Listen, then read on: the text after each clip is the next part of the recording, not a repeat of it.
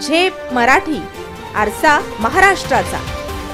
धुळ्यात ईव्हीएम विरोधात निघणार मशाल मोर्चा। लादलेल्या सरकार व आमदारांविरुद्ध एकत्र या,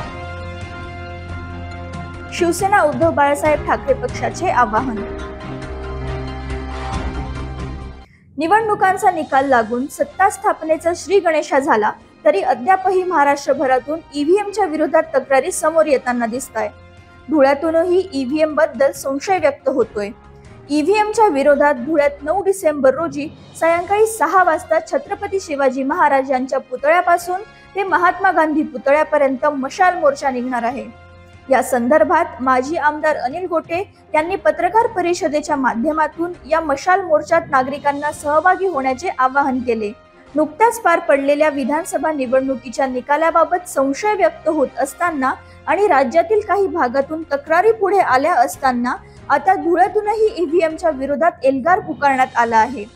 ईव्हीएम नको, बॅलेट पेपर हवे ही मागणी या मोर्चातून करण्यात येणार असून याबाबत शिवसेना उद्धव बाळासाहेब ठाकरे पक्षाच्या वतीने माजी आमदार अनिल गोटे यांनी 7 डिसेंबर रोजी पत्रकार परिषद घेऊन पक्षाची भूमिका मांडली।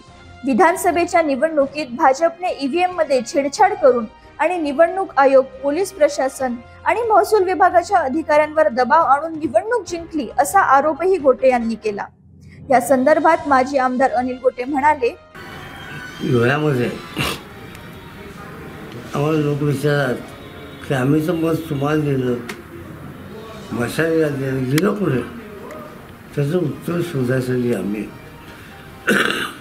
सोमवार दिनांक 9 डिसेंबर रोजी संध्याकाळी 6 वाजता आग्रा रोडच्या शिवाजी पुतळ्यापासून तर महात्मा गांधींच्या पुतळ्यापर्यंत आम्ही मशाल मोर्चा करणार आहोत आणि प्रतिकात्मक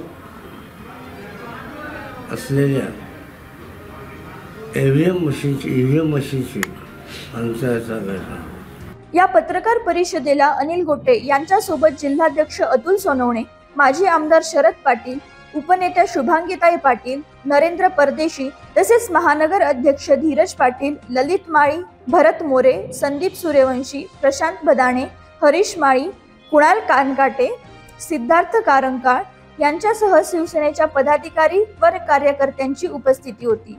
अशाच वेगळ्या आणि ताज्या बातम्यांसाठी पाहत रहा झेप मराठी, आरसा महाराष्ट्राचा। संपादक प्राध्यापक अनिल चव्हाण, धुळे।